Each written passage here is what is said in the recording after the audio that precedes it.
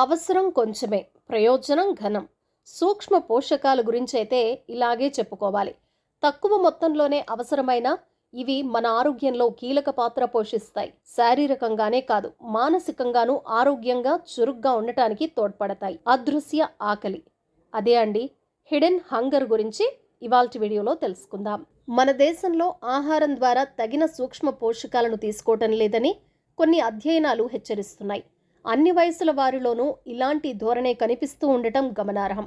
కాబట్టి సూక్ష్మ పోషకాల గొప్పతనాన్ని గురించి, వాటిని పొందేందుకు ప్రయత్నం చేయటం మనందరి కర్తవ్యం. శారీరక మానసిక ఆరోగ్యానికి ప్రోటీన్లు, కొవ్వులు, పిండి పదార్థాలు వంటి స్థూల పోషకాలతో పాటు విటమిన్లు, ఖనిజాల వంటి సూక్ష్మ పోషకాలు అవసరమే. వీటి లోపం అరుదని చాలామంది భావిస్తూ ఉంటారు, కానీ తరచూ చూసేదే.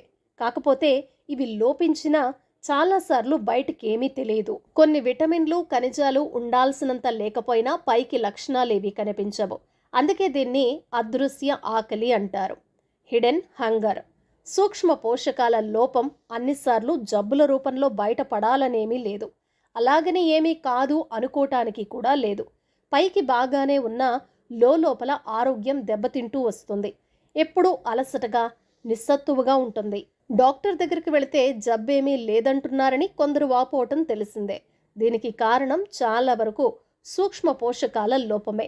దీని లక్షణాలు అంత స్పష్టంగా ఉండకపోవటం, ఇతరితర జబ్బుల లక్షణాలను పోలి ఉండటం వల్ల గుర్తించటం కష్టమేనని చెప్పుకోవచ్చు. దీర్ఘకాలంగా పోషకాల లోపం కొనసాగుతూ వస్తూ ఉంటే మధుమేహం, అధిక రక్తపోటు, ఎముకలు గుల్లబారటం, ఉబ్బసం, కృంగుబాటు, నాడీ సమస్యలు, గుండె జబ్బులు, గ్రంథుల సమస్యలు వంటివి దాడి చేసే ప్రమాదం ఉంది.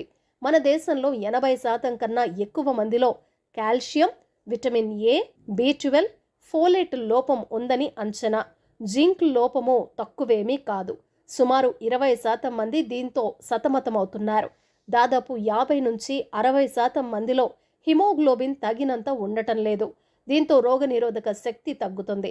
వీరు జబ్బుల బారిన పడినప్పుడు, పెద్ద శస్త్రచికిత్సలు అవసరమైనప్పుడు కోలుకోవటానికి ఎక్కువ సమయం పడుతుంది. సూక్ష్మ పోషకాల లోపం రకరకాల అంశాల మీద ఆధారపడి ఉంటుంది. ఆహార పరిమాణం, ఆహార పద్ధతులు, వండే విధానం, నిల్వ పద్ధతులు వంటివన్నీ దీనిపై ప్రభావం చూపుతాయి. ఎక్కువసేపు వండటం, బాగా వేయించడం, ఎక్కువ రోజులు నిల్వ ఉంచటం, పొట్టు తీసేయటం వంటి వాటితో దాదాపు 40% సూక్ష్మ పోషకాలు తగ్గే ప్రమాదం ఉంది. శాకాహారంతో విటమిన్ B12, ఖనిజాలు అంతగా లభించకపోవచ్చు. బరువు తగ్గాలి అనుకునేవారు తగినంత ఆహారం తినకపోవచ్చు. ఇవన్నీ సూక్ష్మ పోషకాల లోపానికి దారి తీసేవే.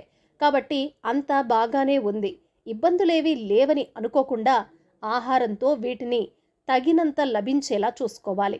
సూక్ష్మ పోషకాలు మన శరీరానికి ఎంత అవసరమో తెలుసుకున్నాం కదా. మరొక వీడియోలో సూక్ష్మ పోషకాలు, వాటిల్లో కొన్ని వివరాలని మనం తెలుసుకుందాం. ఈ వీడియో కనుక మీకు నచ్చినట్లయితే తప్పకుండా లైక్ చేయండి, షేర్ చేయండి, సబ్స్క్రైబ్ చేయటం అస్సలు మర్చిపోకండి. TV21 the better choice.